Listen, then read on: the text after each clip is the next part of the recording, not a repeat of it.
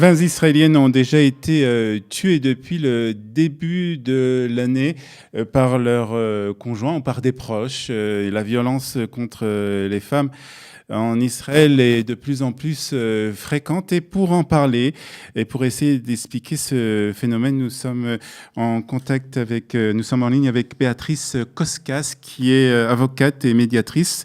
Bonjour Béatrice. Bonjour. Merci d'être avec nous ce matin sur Si je Studio. peux rectifier mon nom, c'est Koskas William. Koskas William, Voilà. d'accord. Et donc Excusez-moi. vous êtes, comme j'ai dit, avocate, médiatrice, et vous êtes aussi un spécialiste dans tout ce qui est violence conjugale, puisque vous avez fait d'abord des recherches sur ce thème, et puis vous apportez aussi une aide juridique à des femmes, des familles, des femmes qui sont donc dans ce cas. Alors, d'abord, 20 femmes qui ont été tuées déjà depuis le début de l'année en Israël. Est-ce que c'est un chiffre, d'abord, c'est un chiffre qui est en hausse par rapport aux années précédentes? Je pense qu'il est en hausse et en tous les cas, il diminue pas. Et comment on explique cette, on va dire, recrudescence, cette violence contre les femmes? Est-ce qu'il y a une explication? Je pense qu'il y a plusieurs facteurs qui sont pris en compte, mais malheureusement, la violence contre les femmes est dans tous les milieux socio-économiques. Je pense pas qu'il y a Une différence. il y a de différences. Et je pense que ce qu'on doit faire, en tous les cas au niveau de l'État, au niveau des institutions juridiques, c'est de permettre aux victimes de violences de trouver une écoute et de trouver une aide.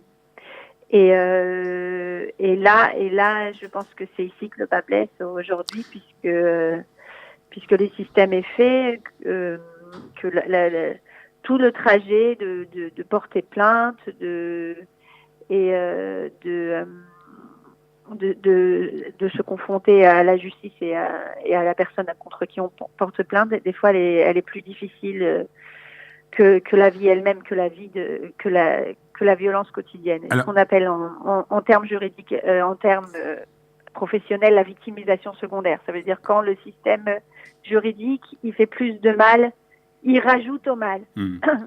Alors, voilà. C'est-à-dire, ce que vous nous expliquez, c'est que souvent, il y a une expression en hébreu qui dit « aktovet haïta alakir », c'est-à-dire que le titre était déjà sur le mur, c'est-à-dire qu'on pouvait s'attendre très souvent, dans des cas où il y a eu des violences contre des femmes ou même des meurtres, on pouvait s'attendre à ce genre de violence, ce genre de phénomène. Alors, ce que vous nous dites aujourd'hui, c'est que les femmes, lorsqu'ils sont confrontés à des maris qui sont violents ou des conjoints qui sont violents, ont beaucoup de difficultés à aller se plaindre. Oui, il y a c'est toute une, comme je disais tout à l'heure, il y a beaucoup de facteurs. D'abord, il y a souvent des enfants, donc il y a des problèmes. On peut avoir des problèmes d'argent, quitter un mari, etc. C'est pas facile. Il faut savoir aussi qu'en Israël, il y a très peu d'aides pour les familles monoparentales. Donc, avant de décider de quitter son foyer, on sait que le chemin qui nous attend, c'est vivre plusieurs années sans argent, jusqu'à la reconnaissance d'un divorce. Et après, il n'y a pas comme en France des aides aux familles seules. Il y a très très peu d'aides. J'ai donné un cours il n'y a pas longtemps. Justement, moi, je m'occupe d'un groupe de familles monoparentales qui s'appelle Singulier Pluriel, et je voulais leur faire un cours de droit sur les droits des familles monoparentales, et ça a duré 10 minutes. Il n'y a pas beaucoup de choses à dire. Il y a pas du tout. Je crois qu'il y a une allocation rentrée et puis peut-être une remise sur la nona, mais pas quelque chose qui fait vivre. Donc c'est vrai que quitter un mari violent, on peut pas faire ça. C'est très compliqué de partir du jour au lendemain. Et puis aussi, il y a toute la procédure de divorce devant la justice, devant les beddines, qui est pas facile. Puis il y a une certaine honte aussi de la part de la femme d'être qui est violentée par son mari. Il y a une certaine honte et des fois elles le vivent très mal. Je sais pas, je suis pas psychologue pour parler de la honte et de ce qu'elle vit à l'intérieur. Je sais que c'est quelque chose.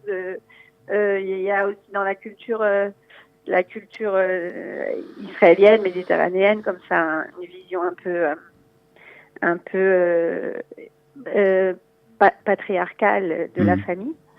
Mais bon, je pense qu'on sur ce point-là, on évolue. Mais il y a plein de choses aussi de dire ok, de pas aller se plaindre, de continuer à continuer le quotidien, de que soit sa famille sans dire en se disant je vais pouvoir m'en sortir, et finalement on s'en sort pas.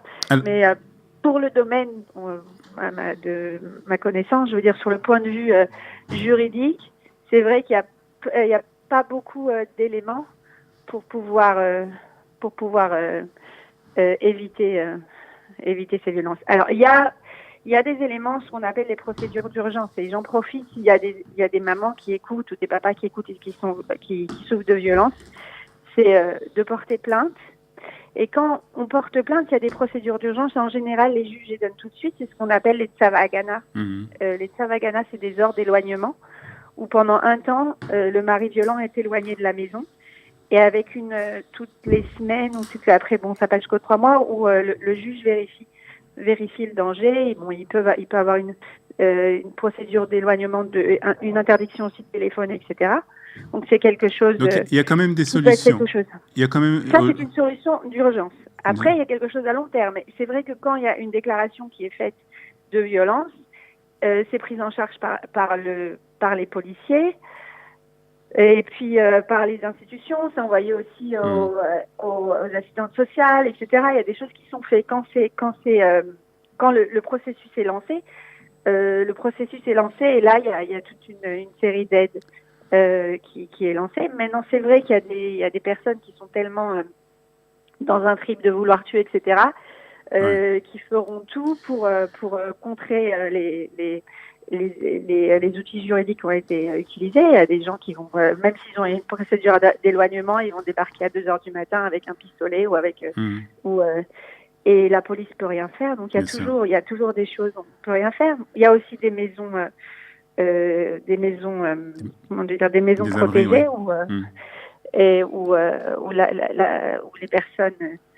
où les personnes peuvent se réfugier, où il n'y a pas d'adresse, etc. Et là-bas, il y a une aide aussi à tous les niveaux, au niveau psychologique. C'est-à-dire qu'il existe quand même des solutions, et ça c'est important de le dire pour peut-être des femmes ou des hommes qui nous écoutent et qui sont victimes de violences conjugales. Il existe des solutions, il faut d'abord les connaître, et vous nous avez donné quelques exemples ce matin, c'est important, et surtout ne pas avoir peur de se plaindre, de trouver, de se rendre à la police ou de trouver une assistante sociale qui vous aidera justement dans ce processus. La peur, elle fait partie des choses, mais je pense que au lieu de dire il faut pas avoir peur, il faut se dire que les personnes autour, il faut s'accompagner de personnes qui connaissent cette peur-là, et puis de pouvoir la gérer avec quelqu'un à vos côtés. Il faut savoir, faut pas hésiter à se faire accompagner. Il faut pas hésiter à poser des questions. Il y a beaucoup d'associations francophones en Israël, énormément. Il y a Kavita, il y a notre groupe Singulier Pluriel. Il y a beaucoup d'associations.